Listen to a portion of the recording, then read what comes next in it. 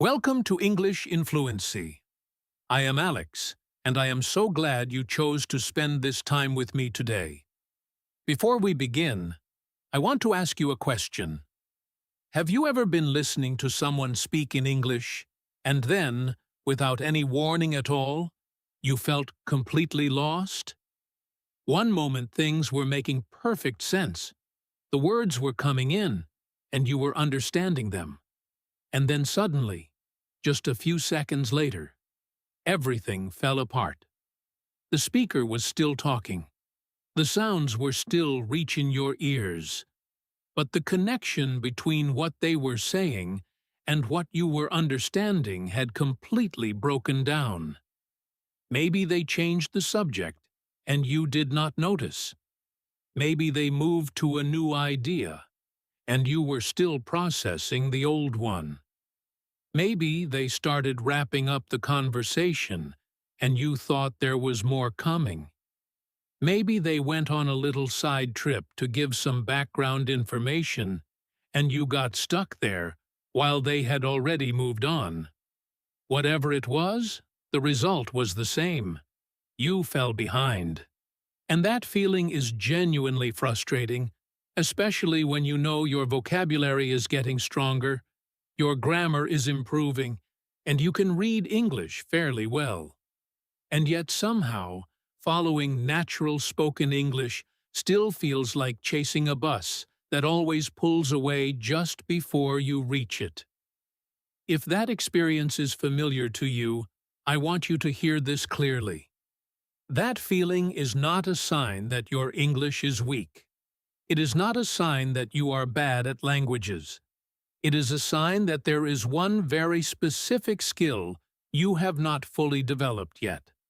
And the good news is, that skill is completely learnable. It can be trained. And that is exactly what we are going to do together today. The skill I am talking about is the ability to hear transition signals.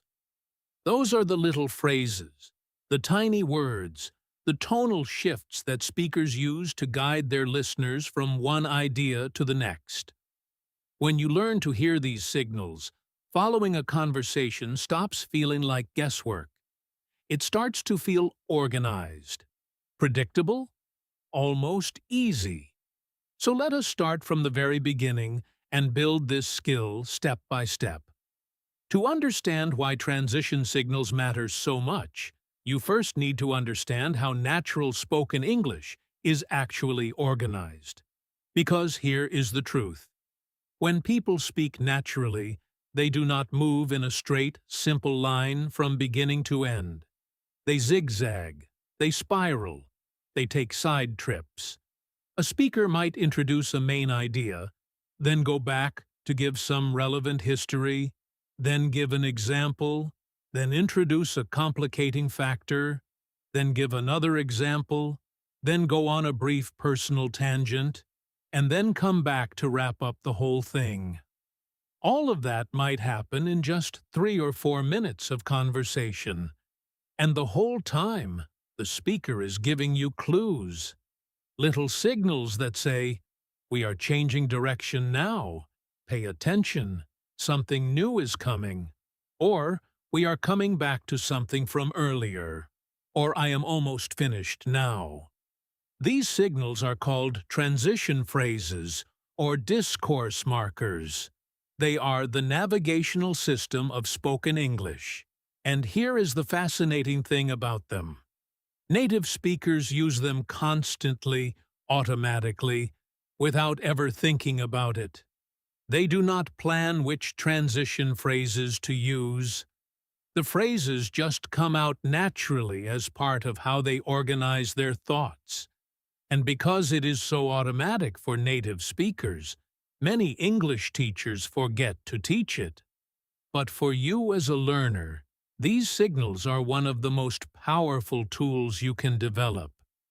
Because once you start hearing them, you always know where you are in a conversation. You know when something new is starting. You know when a contrast is coming. You know when an example is about to appear. You know when the speaker is heading toward the end. The conversation stops being a flood of sounds and starts being a map you can follow. So what stops learners from hearing these signals? There are a few different reasons. The first is that learners often put almost all their mental effort into understanding individual words. They are working so hard on the word level that they have no attention left for the sentence level or the discourse level. The discourse level is where transition signals live. So, if you are always exhausted just trying to catch the words, you will never have the bandwidth to catch the structure. The second reason is that many transition signals are very short. A single word like now or but or so can signal a major shift in the conversation. And if you are not specifically listening for these little words, they just slip past. They feel like filler, like nothing important. But they are actually the most important words of all. The third reason is that nobody ever told you to look for this. Most English courses spend enormous amounts of time on vocabulary and grammar. Very little time is spent on how spoken language is actually structured. But that is exactly what we are doing in this lesson. We are zooming in on the architecture of speech, and once you see it, you cannot unsee it. Let me now introduce you to the 5 main categories of transition signals. These 5 categories cover almost everything you will hear in natural English conversation, and once you understand them, you will have a complete system for following any conversation in English, whether it is casual, professional, academic, or anything else.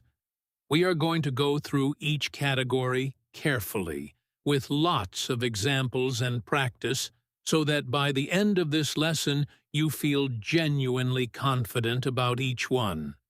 The first category is new point signals.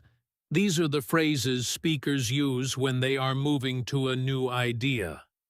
Not a completely different topic, but a fresh piece of the same conversation. Think of it like adding a new brick to a building. You are still building the same structure, but a new component is being added. The most common and most natural new point signal in English is the word now. Just one word. When a speaker says now with that slightly deliberate tone, they are pivoting. They are saying, "We are done with that piece, here comes the next one." You will hear this word constantly in podcasts, in lectures, in conversation, in YouTube videos, in news programs. It is one of the most reliable signals in the language. Another extremely common one is moving on. This is more explicit than now.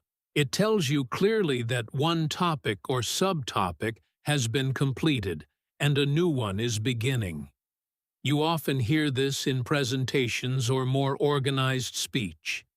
Then there is another thing to consider, which signals that the speaker is adding a new point to a growing list of ideas. There is also does the same job, adding something fresh. On top of that, signals that what is coming is even more important or significant than what was just said.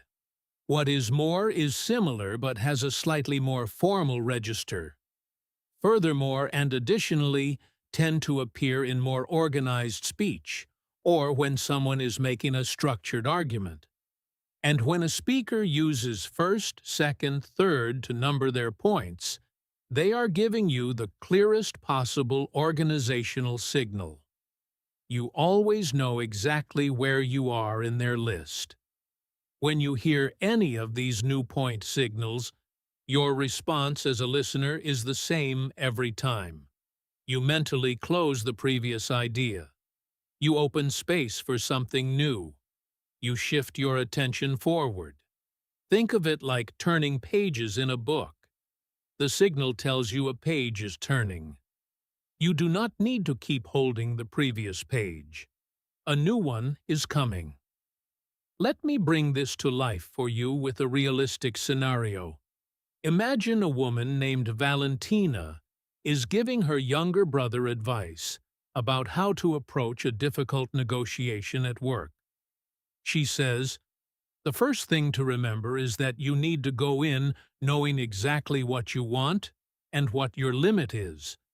Not a vague idea, but a clear number. Now, the second thing is your opening position. You should always start higher than what you actually expect to get. That gives you room to move without giving anything real away."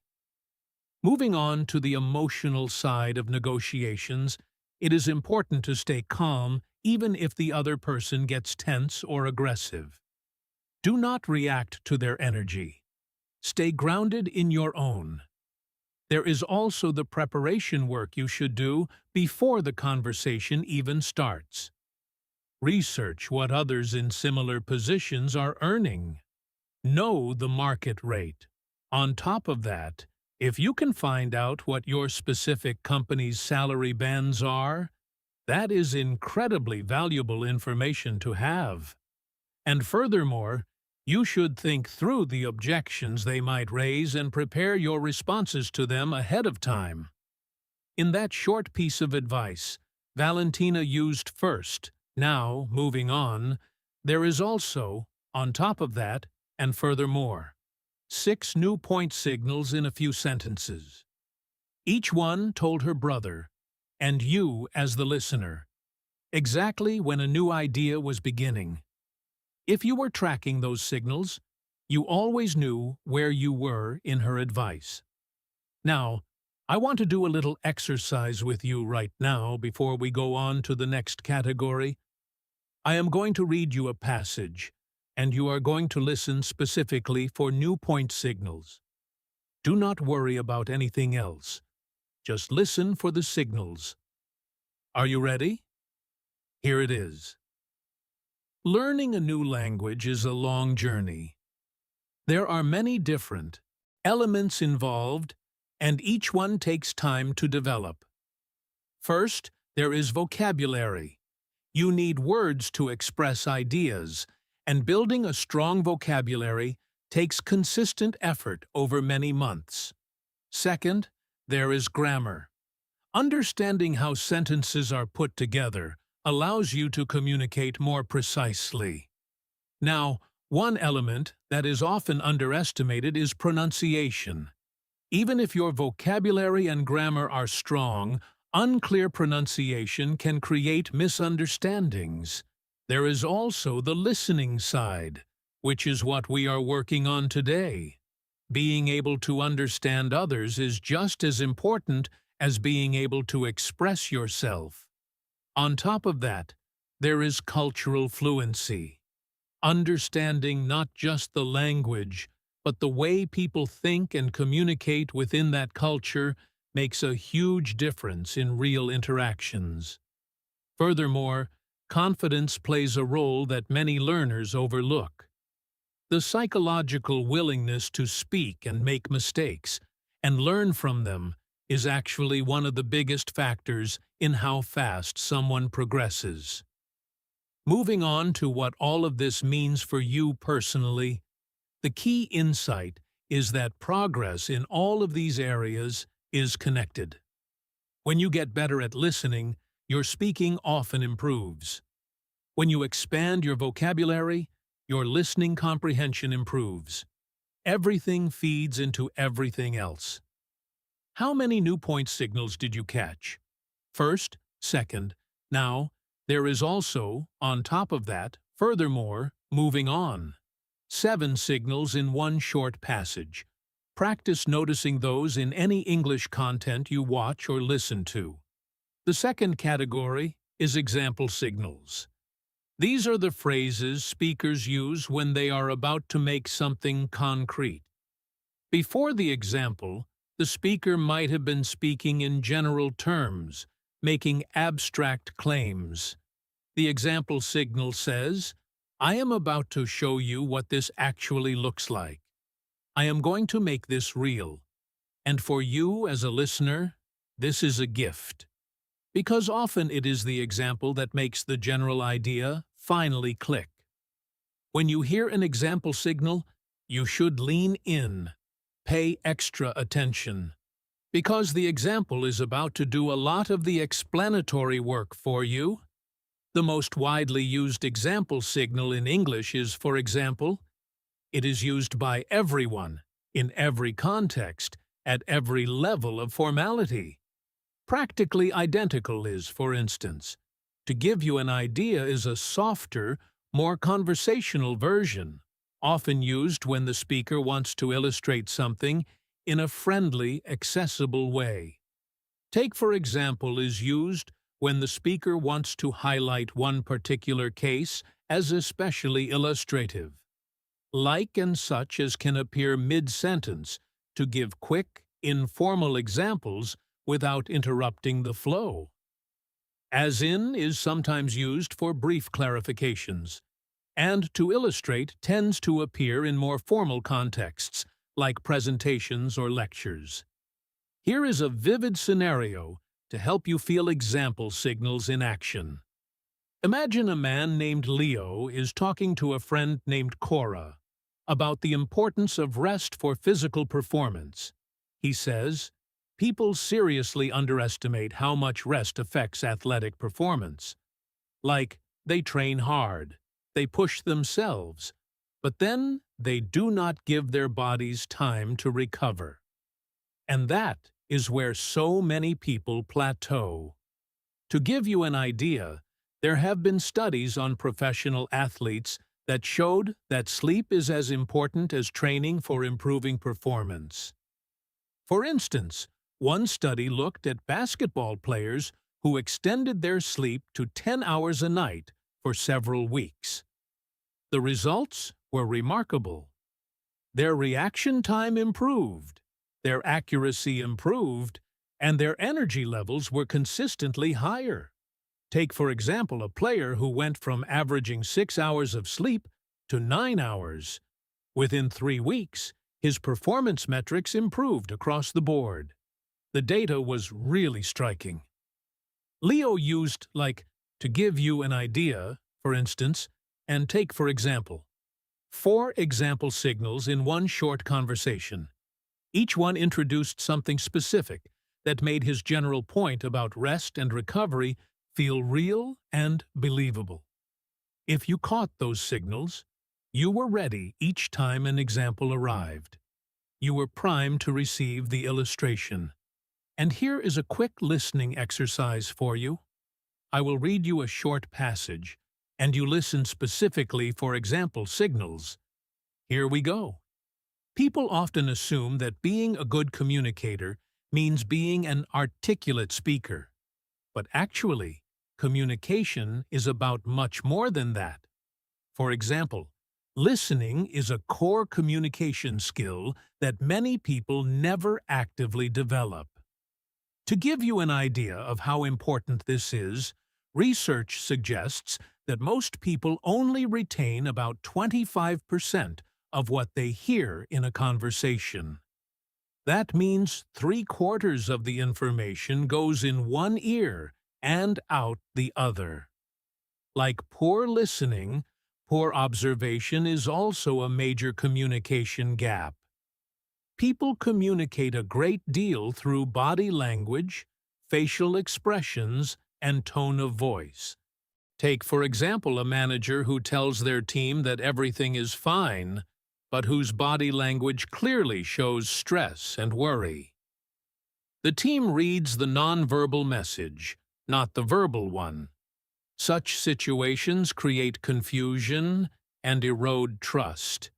And to illustrate just how critical these nonverbal channels are, some researchers estimate that more than half of the meaning in a face-to-face conversation is carried through nonverbal cues rather than words. Did you catch, for example, to give you an idea, like take, for example, such as used informally, and to illustrate? 6 example signals in that short passage. Each one introduced something concrete to support the general point about communication. The third category is contrast signals. These are arguably the most important signals to learn, because missing a contrast signal can completely flip your understanding of what someone is saying. Contrast signals tell you that the speaker is about to present a different angle, something that complicates, limits, contradicts, or balances what they just said. If you miss a contrast signal, you might think the speaker is agreeing when they are disagreeing. You might think they are supportive of something when they are critical of it. The meaning reverses. So catching these signals is essential. The most common contrast signal of all, used in virtually every conversation in English, is but. 3 letters. Used constantly, but introduces problems, limits, complications, and opposite views. Almost as common and more formal is, however. You will hear, however, a lot in news reporting, in academic speech, in podcasts with more organized hosts. On the other hand, presents a completely opposite perspective, like showing the other side of a coin. Although, and even though, introduce contrasting ideas that coexist, where one thing is true despite another. Nevertheless, and nonetheless, say that something remains true even in the face of the challenge that was just described. Despite and in spite of introduce a contrast within a single statement. Still and yet are used to show that something remains true given what was just said. That said, and having said that, introduce a qualification right after a strong statement, a way of adding nuance without fully taking back what was said. While can be used to hold two contrasting ideas together in one sentence, and whereas is used to draw a direct contrast between two things, often in a more formal or analytical context. Here is a detailed scenario to make contrast signals feel real. Imagine two friends, a woman named Nadia and a man named Theo, are discussing whether to start a small business together. Nadia says, "I have been thinking about this a lot, and I feel like the timing is actually pretty good right now. The market for what we are proposing is growing. However, I also want to be realistic. Starting a business while both of us have full-time jobs is going to be genuinely challenging. On the other hand, doing it while we still have income means we are not putting ourselves in a precarious financial position if it takes longer than expected to become profitable. Although I am excited about the idea, I think we need to be very honest with ourselves about how much time we can realistically commit. Because if we go into this saying we will dedicate 20 hours a week each, and then 2 months in we are only managing 5 hours each, the project will suffer. Nevertheless, I do not want that concern to stop us from starting. I think we should start small, set very manageable goals, and see how it feels. That said, I do think we need a proper conversation about roles and expectations before we do anything else. Having said that, I am genuinely excited about where this could go. Look at how many contrast signals Nadia used. However, on the other hand, although, nevertheless, that said, having said that, 6 contrast signals in one short statement. Each one adjusted the direction of her thinking. Let me now give you a contrast signal exercise. Read this passage and find all the contrast signals. Many people believe that introverts make poor leaders. However, research consistently shows that introverted leaders can be highly effective, particularly in environments that reward careful listening and deep thinking. On the other hand, extroverted leaders tend to excel in fast-moving, high-energy environments where quick decisions and bold communication are valued. Although neither style is inherently better, organizations often unconsciously favor extroverted leadership qualities during the hiring and promotion process. This means introverted leaders frequently have to work harder to be recognized for their contributions. Nevertheless, there are many examples of extraordinarily successful introverted leaders in business, politics, and the arts. That said, the most effective leaders, regardless of their natural temperament, tend to be those who can adapt their style to the situation and the people they are leading. While some situations call for an energetic, outward-focused approach, others benefit far more from a quiet, reflective presence. And whereas traditional leadership development programs have focused heavily on presentation skills and assertiveness, more modern approaches are beginning to incorporate skills like deep listening, emotional regulation, and self-awareness, which tend to come more naturally to introverts. How many did you find? However, on the other hand, although, nevertheless, that said, whereas, 7 contrast signals in one analytical passage. The fourth category is return signals. These are phrases speakers use when they have gone on a side trip and are now coming back to the main point. Side trips happen constantly in natural conversation. A speaker might explain some background. They might share a personal story to illustrate something. They might clarify a term. They might go on a brief tangent that is related but not central. And then they come back. But without a return signal, the listener might not know the side trip is over. They might still be sitting with the tangent while the speaker has already moved on to the main idea. Return signals solve this problem. They say clearly, "Okay, we have been on a small detour, but now we are back on the main road. Pay attention again." The most casual and widely used return signal in English is "anyway." You will hear it constantly in informal conversation. It signals a return to the main point after a tangent. As I was saying, signals that the speaker was briefly interrupted or went off track and is now picking up their original thread. To get back to the main point is very explicit and clear, used when the speaker wants to make absolutely sure the listener knows they are returning to the central idea. Going back to what I was saying is similar. The point is, signals that after all the explanation and side trips, here is the actual central message. The important thing is, does the same job. In any case, is sometimes used in a more formal context to signal a return, or to say that the side trip, while interesting, does not change the main conclusion. And long story short, is used to signal that the speaker is condensing a longer narrative back to its essential core.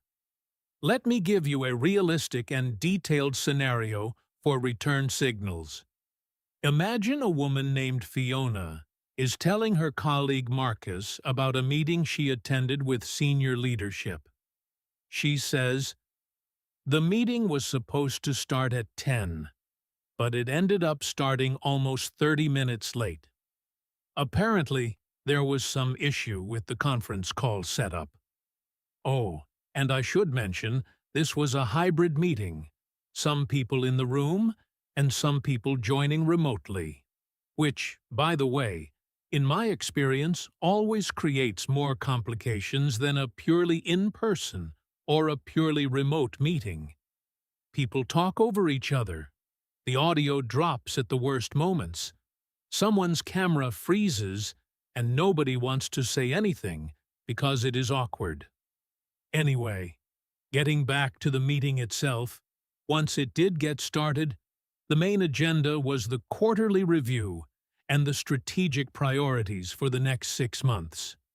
The CEO was there, which was unusual, and it definitely changed the energy in the room. As I was saying before I went on that tangent about hybrid meetings, the substance of what was discussed was actually really significant. To get back to the main point, the company is planning a fairly major restructuring of two of the departments, and our team is going to be directly affected. Fiona went on two different side trips. The first was about the hybrid meeting complications.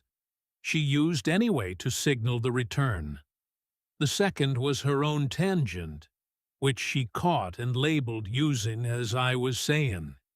And then she used to get back to the main point, to bring everything back to the central message.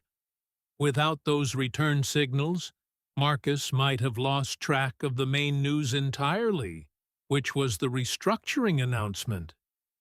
Here is another scenario that shows return signals in a casual conversation. Imagine two friends, a man named Fletcher and a woman named Rosie, who are catching up over coffee. Fletcher is talking about his sister's wedding. He says, "The wedding was beautiful. The venue was incredible. This old vineyard about an hour outside of the city. You know, I have actually been to that vineyard before, years ago with my parents. We used to go wine tasting there in the summer. My dad was really into wine for a while. He even took a course on it. I think he still has all these notes somewhere from the course." Anyway, back to the wedding. The ceremony was outside, which was a slight risk given the weather forecast, but it ended up being a perfect day. Not a cloud in the sky. My sister was absolutely stunning. She made her own veil, which I thought was an incredible detail. Oh, speaking of handmade things, her friend Camille made all the flower arrangements by hand. Camille has this whole side business doing that kind of thing. You can actually order custom arrangements from her online. Rosie, you should look her up. Right, but as I was saying, the wedding was just one of the most beautiful days I have ever been to. Long story short, it was everything my sister had dreamed of, and everyone left feeling incredibly happy. Fletcher went on two clear side trips. He used anyway and back to signal the return from the tangent about the vineyard. He used, as I was saying, to pick back up after the tangent about Camille. And he used, long story short, to give the final condensed conclusion. With those return signals, Rosie always knew exactly when the main story was resuming. The fifth and final category is closing signals. These are the phrases speakers use when they are about to wrap up. They are signaling that the conversation or the section is coming to an end. They are preparing to give their final thought, their summary, their conclusion, their main takeaway. And closing signals change your job as a listener. When you hear a closing signal, you know that the main content is complete. You are not going to receive a lot of new information now. Instead, you are about to receive a synthesis of everything that came before. And that is the moment to start reviewing in your head what you just heard, to consolidate it, to prepare any questions you might have. The most casual and widely used closing signal in English is "so" with a certain tone. When someone says "so" with a slightly lower, more resolved energy, it is a signal that they are wrapping up. You will hear this constantly in informal speech. In conclusion is formal and used mostly in speeches or very organized presentations. To summarize and to sum up signal a brief recap of the main points. Overall signals a general judgment or takeaway. The bottom line is signals the single most essential message of everything that was said. At the end of the day is very common in conversational English, and gives a final personal verdict or general truth. Finally is often used to introduce the last item in a list, signaling that after this one, things are done. To wrap things up or to wrap up announce explicitly that the ending is imminent, and in summary is used in more formal speech to introduce a structured recap. Here is a detailed closing signal scenario. Imagine a man named Solomon is closing out a long team presentation about a new initiative his company is launching. He says, "I know we have been going for a while, and I appreciate your patience and your attention. Let me just bring everything together for you now." So, to summarize the three main pillars of this initiative, Pillar 1 is customer experience. We are going to invest in making every touchpoint more intuitive and more satisfying. Pillar 2 is operational efficiency. We are going to streamline several of our internal processes that have been creating friction. And Pillar 3 is talent development. We are going to build stronger internal pathways for promotion and skill building. Overall, this initiative is about becoming a company that our customers love and that our employees are proud to work for. The bottom line is, we have a strong foundation and a clear direction. And at the end of the day, this is about long-term sustainability, not short-term wins. Finally, I want to say a personal thank you to every single person in this room who contributed to getting us to this point. Your work matters. To wrap things up, if you have questions, I am going to stay here for the next 20 minutes, and I would love to talk with any of you. Solomon used so, to summarize, overall, the bottom line is, at the end of the day, finally, and to wrap things up. 7 closing signals in one conclusion. Each one gently and clearly signaled that the presentation was coming to its end. Now I want to talk about something that takes your listening even further, and that is learning to hear the nonverbal and tonal signals that accompany transition phrases.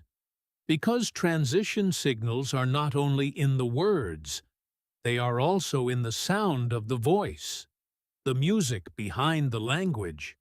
And when you learn to hear these tonal signals, your listening comprehension takes a leap forward that vocabulary study alone could never produce. The first thing to pay attention to is speaking pace. When a speaker slows down noticeably, it almost always means something important is coming. They want you to catch it. They are giving your brain a little extra processing time. When a speaker speeds up, it is often a sign that they are on a side trip or covering background that is contextual, but not the central point. You can listen with slightly lower intensity during faster sections, saving your full attention for when the pace returns to normal or slows down. This is something you probably do naturally in your first language without even realizing it. Start noticing it in English. Pauses are another form of tonal transition signal. A deliberate pause before a new point gives you a moment to close the previous idea and open space for what is next. A longer pause at the end of a chunk signals that a section is complete. A brief pause right before a contrast word like but or however adds extra weight and drama to the contrast. It is like the pause is saying, "Hold on, what comes next might surprise you." Even a small inhale before a transition phrase can be a micro-signal. Over time, your ears will start to pick these up automatically. You will not need to think about it. Your brain will just feel the shift. Energy and volume changes are the third category of tonal signals. When a speaker is excited or energized about a new point, they often get slightly louder. Their energy rises. When they are on a side note or giving less critical background, their energy might dip slightly.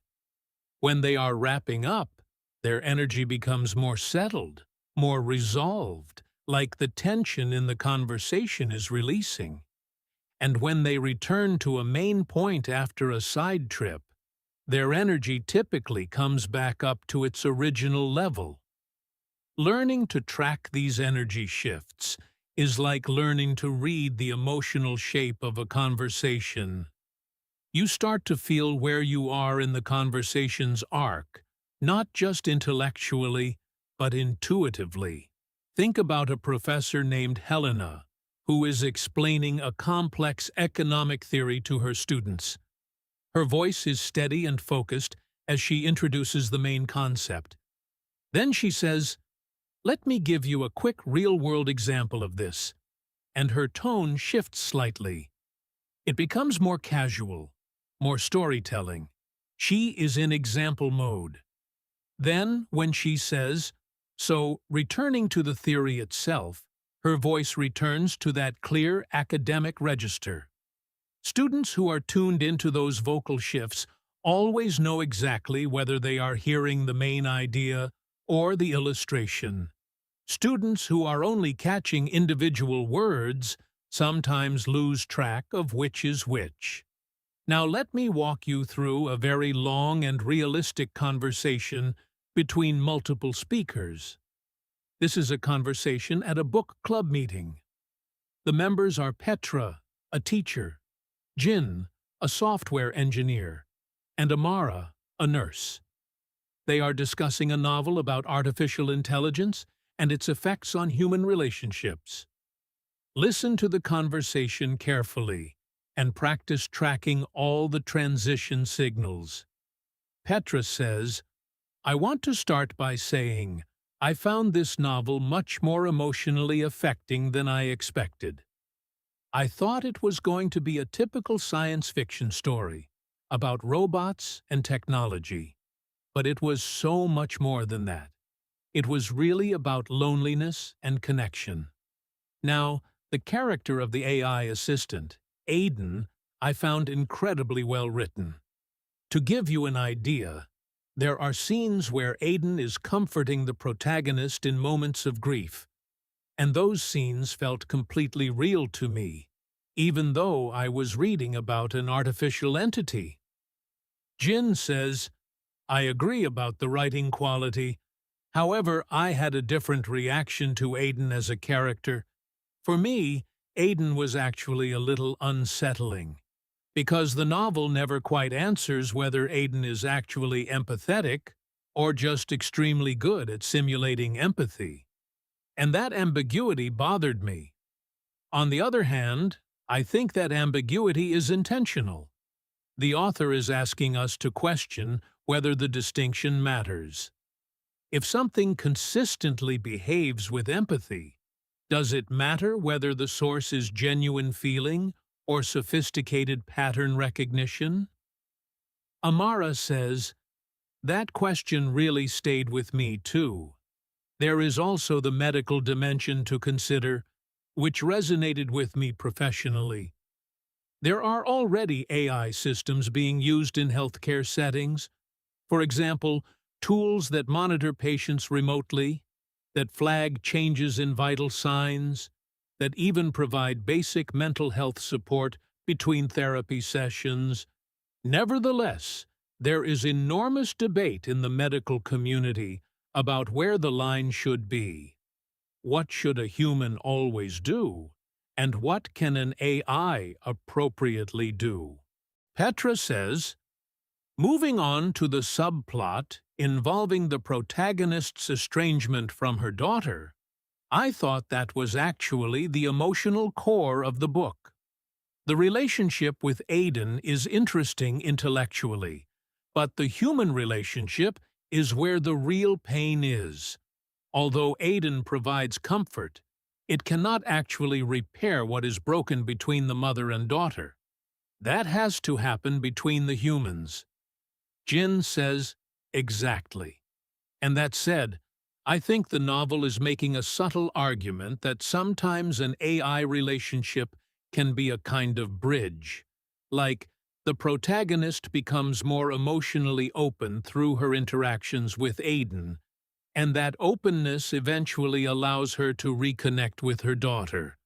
So the AI relationship is not a replacement, it is a preparation, in a way.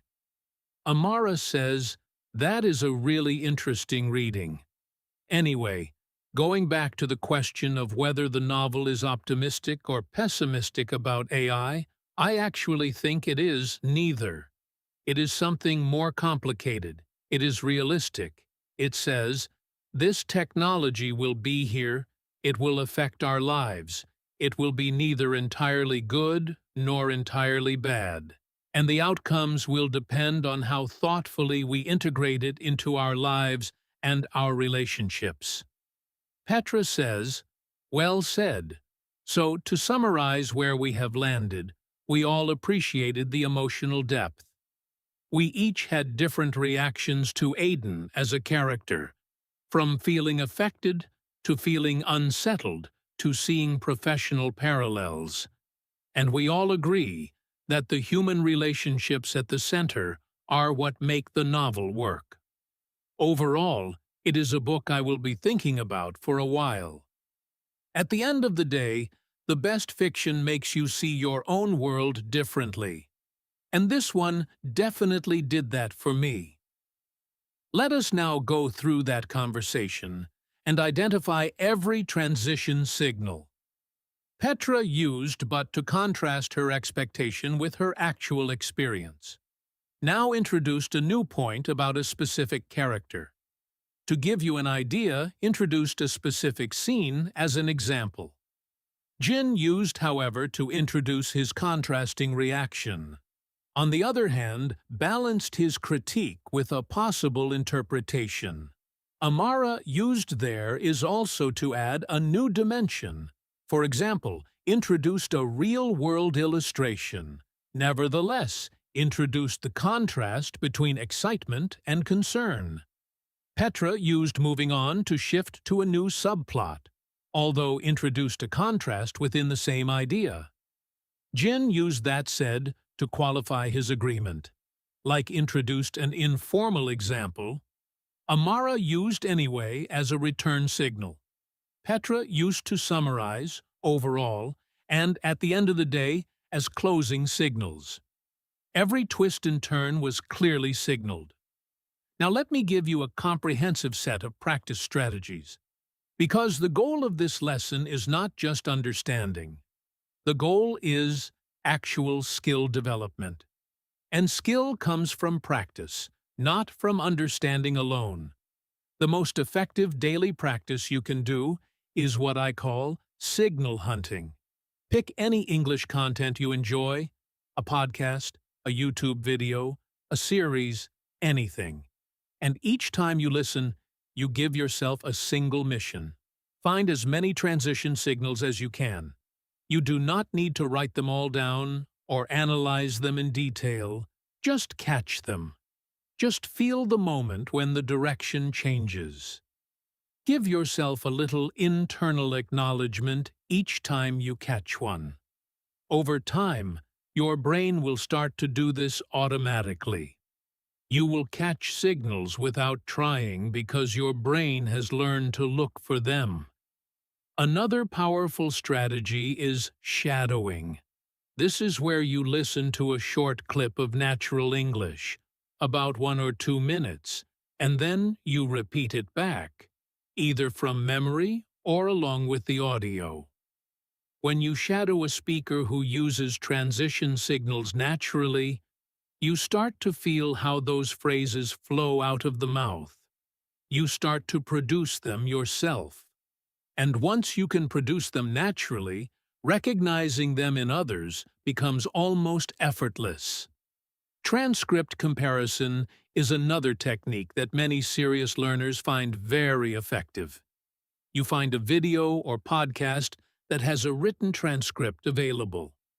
You listen first without reading, then you read the transcript carefully and highlight every transition signal you find. Then you listen again and try to catch those same signals in real time. This three-pass process builds recognition from multiple directions at once. If you have a study partner or a conversation partner, you can also practice what I call structure reporting. After one person tells a story or gives an explanation, the other person reports back not on the content, but on the structure. Which signals did they hear? Where did the direction change? What was the main point, and what were the side trips? This exercise is eye-opening for both people. I also want to say something about common mistakes that learners make when they are first developing this skill. One mistake is trying to catch everything at once. When you are just starting out, you will miss signals. That is completely normal. Do not try to catch every single one. Instead, pick one category to focus on each week. One week, you focus only on contrast signals. The next week, you focus on example signals. By rotating your focus, you will eventually cover all 5 categories, and your overall recognition will build naturally. Another mistake is confusing filler words with actual signals. The word so, for example, is sometimes used as a genuine closing signal, and sometimes used as just a filler, a way of getting started or buying time to think. So, where were we? The way to tell the difference is tone and context. A closing signal, so, is slower, lower in pitch, and more resolved. A filler, so, is quicker, more nervous, and followed by something that is still developing an idea. The more you listen, the more natural this distinction will feel. You do not need to consciously analyze it every time. Your ears will just learn to feel the difference. Another mistake is focusing only on the words and ignoring the tone. Remember, as we talked about earlier, transition signals are not just phrases. They are also carried in the sound of the voice, the pace, the pauses, the energy. If you only listen for the words, you will miss half the signals. Train yourself to listen to the whole sound of speech, not just the words. Now let me introduce you to a final concept that will bring everything together. I call it the conversation map. The idea is simple. Every conversation has a shape. It has a structure. And transition signals are what reveals that structure. When you learn to hear transition signals, you are essentially learning to read the map of a conversation in real time. You always know where you are. You know when you are in the main territory and when you are on a side road. You know when a new section is beginning and when one is ending. You know when you are approaching the conclusion. And this knowledge changes everything about how you listen. Instead of trying to hold every word in your mind, you just hold the map. You track the big movements, and the details fill themselves in around the structure. Think about the difference between a tourist who is lost in a city without a map and a tourist who has a clear map in their hand. The first tourist is anxious, overwhelmed, trying to memorize every street. The second tourist is relaxed and oriented, able to appreciate what is around them because they always know roughly where they are. Transition signals are your map of the English conversation landscape. And today, you have learned how to read it. Let me now give you a long, final listening practice before we close. This is a monologue from a character named Bruno, who is a chef talking about his philosophy of cooking. Listen and try to track every transition signal. Bruno says, "I have been a chef for 22 years, and in all that time, the thing I keep coming back to The thing that never changes no matter how much the food world evolves is that cooking is fundamentally about paying attention. Now, I know that sounds simple, almost too simple, but I mean it in a profound way. The best cooks are the ones who are genuinely present in the kitchen. They are not distracted. They are listening to the sounds of the pan, watching the color of the onions, smelling the moment when something changes. For example, bread dough has a particular smell when it is ready to bake. You can learn what that smells like, but you can only truly know it if you are paying attention. Moving on to something that I think separates good cooks from great cooks, it is the relationship with failure. Every chef, no matter how skilled, has dishes that do not work, sauces that break, doughs that do not rise, flavors that do not come together. However, the great cooks do not treat failure as a problem. They treat it as information. On the other hand, cooks who are afraid of failure play it safe. They make the same things over and over, and their cooking gets technically good, but never truly inspired. To give you an idea of what I mean, early in my career I had a mentor who would sometimes deliberately make something go wrong in a lesson just so we could figure out together how to rescue it. He was teaching us to think, not just to follow recipes. And that lesson has stayed with me for more than 2 decades. Anyway, the point I keep trying to make to young chefs today is that cooking is a conversation. It is a conversation with your ingredients, with the season, with the tradition behind a dish, and with the person who is going to eat it. Although the technical skills matter, and you absolutely need to develop them, they are not the heart of it. The heart of it is attention and love. Nevertheless, I do not want to sound like I am being romantic about something that is also genuinely hard work. Running a kitchen is physically demanding. The hours are brutal. The pressure is constant. That said, when you are in the flow, when everything is coming together beautifully, when a dish comes out exactly as you imagined it, and you see someone taste it and their face changes, there is nothing like that in the world.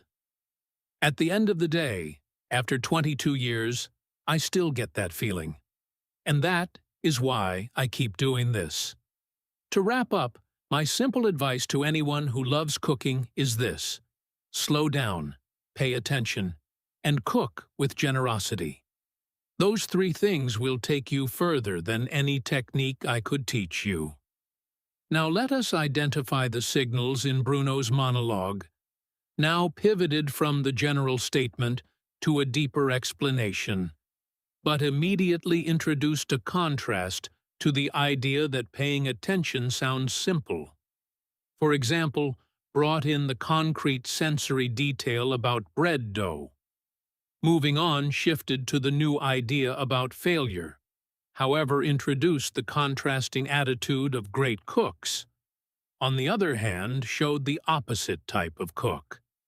To give you an idea, introduced the story about Bruno's mentor. Anyway, pulled back from the story to the central message. Although introduced a contrast between technical skills and the heart of cooking. Nevertheless, introduced a complication to his romantic view. That said, balanced the complication with the emotional reward. At the end of the day, gave his final personal verdict. And to wrap up, announced the closing thought. 13 signals in one monologue. And every one of them helped you follow Bruno's thinking without getting lost. So here we are at the end of our lesson. And what a lesson it has been. Let me bring everything together for you one final time. We talked about 5 major categories of transition signals. New point signals like now, moving on. There is also on top of that, and furthermore tell you a fresh idea is arriving. Example signals like, for example, to give you an idea, for instance, and take, for example, tell you a concrete illustration is coming. Contrast signals like however, but, on the other hand, although, and nevertheless tell you a different or opposing perspective is arriving. Return signals like anyway, as I was saying, to get back to the main point, and long story short, tell you the speaker is returning to the central thread after a side trip. And closing signals like so, to summarize, at the end of the day, the bottom line is, and to wrap up, tell you the speaker is winding down and delivering their final thought. Beyond the phrases themselves, we also talked about tonal signals, the way pace slows before something important, the way pauses guide your attention, the way energy shifts signal side trips versus main points. These nonverbal cues are just as important as the words themselves, and training your ears to hear them will transform your listening in a profound way.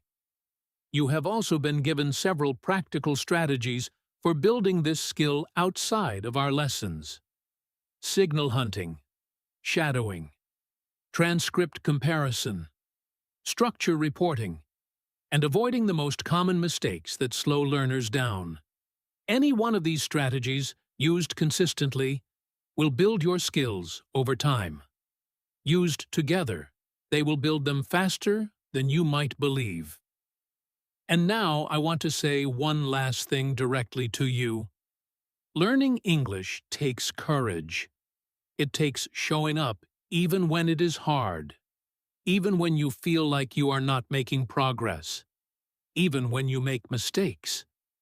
And the fact that you sat through a lesson like this one, focused and attentive, tells me something important about you.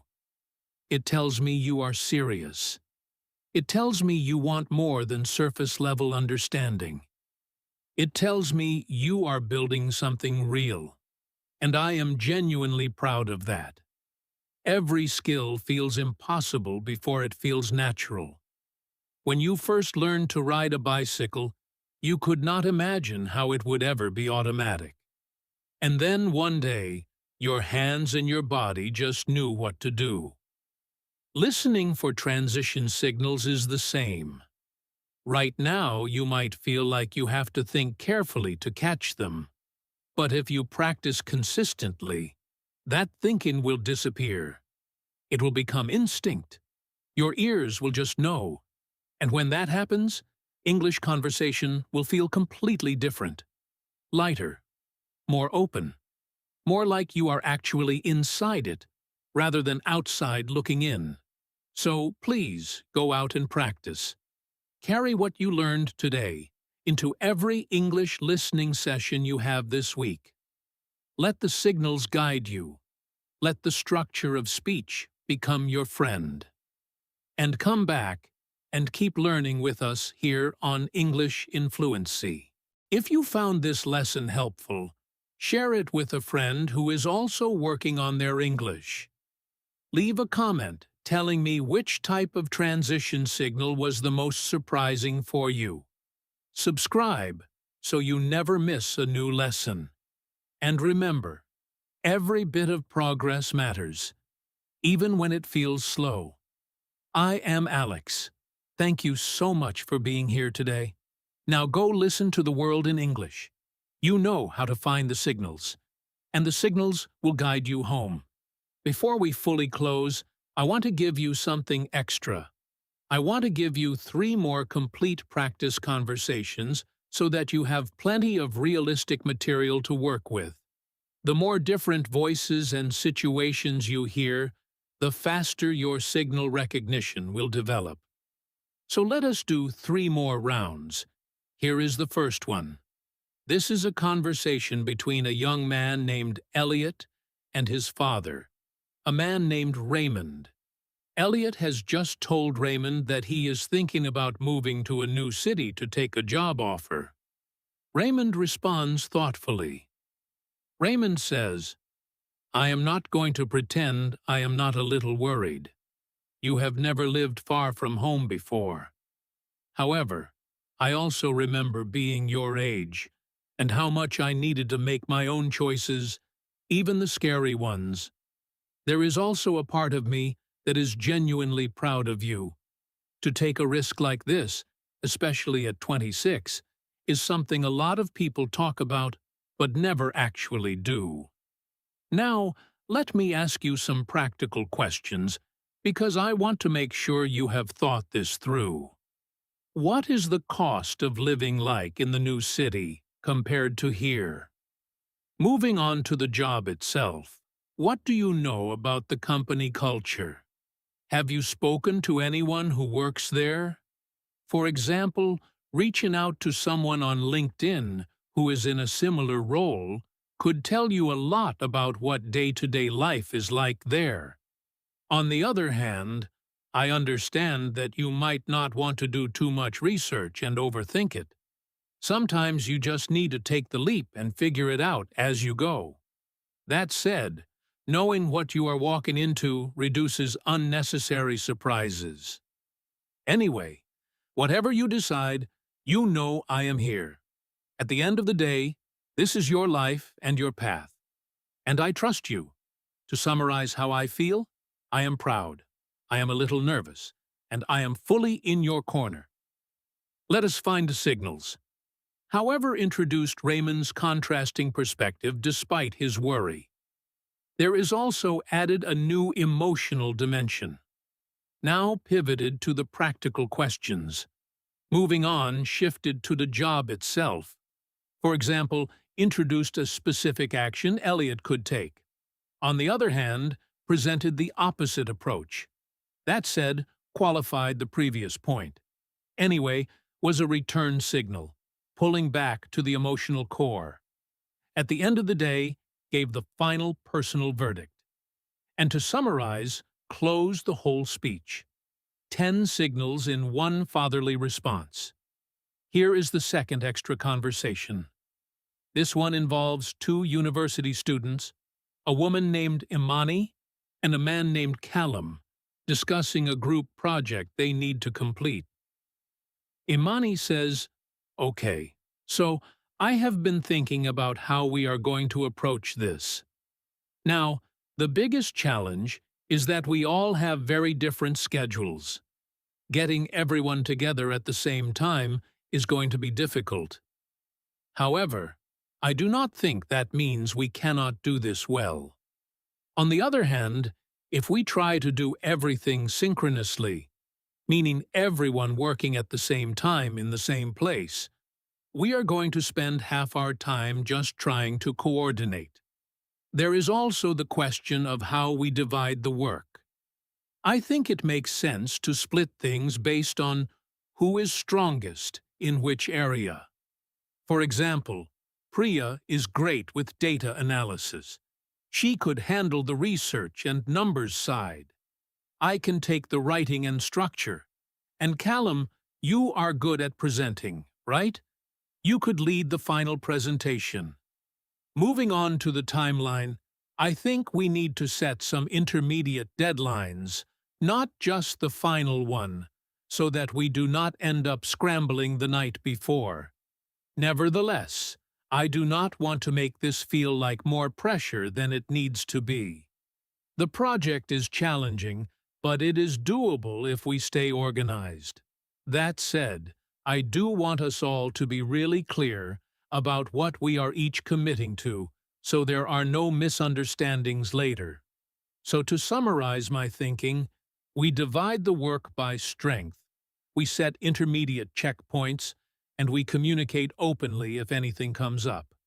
The bottom line is, let us just start. Even a rough draft is better than a blank page. Agreed? In that speech, Imani used now, however, on the other hand, there is also, for example, moving on, nevertheless. That said, to summarize, and the bottom line is 10 signals in one practical conversation. Each one organized her thinking and guided Callum to follow her reasoning with ease. Here is the third and final extra conversation. This one is a solo reflection from a woman named Constance, who is a photographer talking about what she has learned from years of working in her field. She says, "I have been a photographer for nearly 15 years, and I think the most important thing I have learned in that time is also the simplest. Good photography is not about the camera. It is not about the equipment. It is about how you see." Now, I know that sounds like something you would read on a motivational poster. But I mean it in a very literal, practical sense. The best photographers train their eyes to notice things that most people walk right past. For example, the way light falls across a wet pavement after rain. The expression on someone's face in the half-second before they realize they are being photographed. The way a shadow cuts across an ordinary wall and turns it into something geometric and beautiful. Moving on to what this means for someone who wants to improve, the advice I give every person who asks me is this: put down the camera for a week. Seriously, just walk around and look. Do not try to capture anything. Just observe. Notice what catches your eye and ask yourself why it catches your eye. However, I will admit that this advice is harder to follow than it sounds. We live in a world that rewards constant productivity and output. Sitting and observing feels inefficient. On the other hand, that quiet attention is exactly what separates work that is technically correct from work that is genuinely moving. There is also the question of intention. What do you want to say with your photographs? This is something a lot of beginners skip over entirely. They focus so hard on the technical side that they never develop a point of view.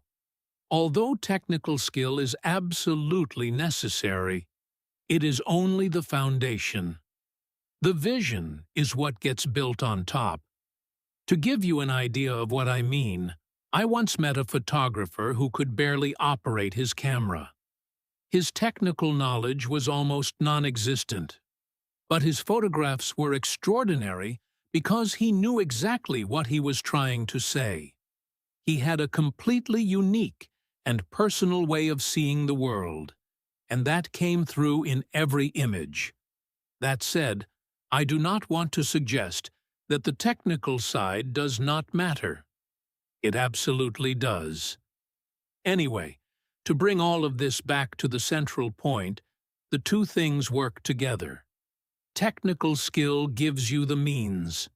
Vision gives you the direction. And the greatest photographers are the ones who never stop developing both. At the end of the day, the camera is just a tool.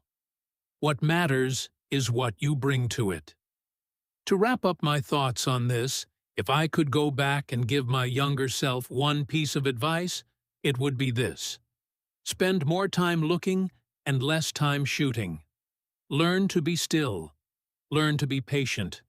Learn to love the act of observation itself, because that is where all the great photographs begin.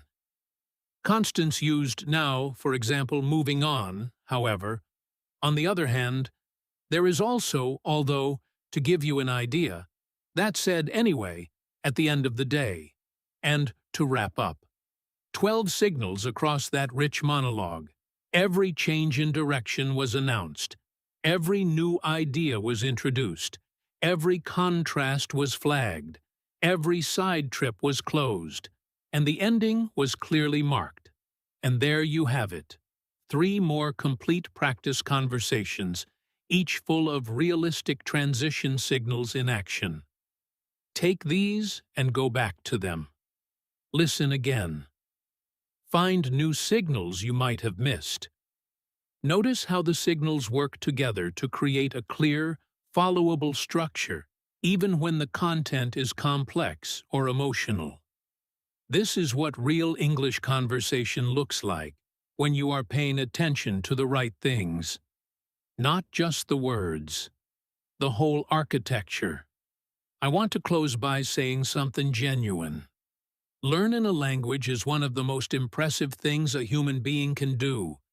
It is hard, it is slow, it is often humbling, and it requires a kind of courage that does not always get recognized. Every time you sit down to study, every time you push through the confusion, every time you keep going, even when it feels like nothing is sticking, you are doing something remarkable. You are rewiring your brain. You are building access to an entirely different world of ideas, relationships, and opportunities. And you deserve to feel proud of that. I hope this lesson has given you something real and useful. Not just information, but an actual tool that you can take into your listening and use immediately. The signals are out there, waiting for you in every conversation. Now you know how to find them. This is Alex from English in Fluency. Thank you for spending this time with me. I will see you in the next lesson. One more thing before you go. I want to leave you with a thought about patience. When I talk to English learners who are frustrated with their progress, the most common thing I hear is, "I know I am improving, but I still feel lost so often." And I always tell them the same thing. The feeling of being lost is part of the process, not a sign that you are failing. It is uncomfortable, yes, but discomfort is the feeling of growth. It is your brain working hard at the edge of what it already knows. And that edge is exactly where learning happens. So the next time you feel lost in an English conversation, try this. Instead of panicking, take a breath and say to yourself, "I am at the edge." And that is a good place to be. Then listen for the next signal, because there will always be another one. Speakers always give you another chance to find your way back. That is what transition signals do. They are like lifelines in the current of speech. And you have just learned how to grab them.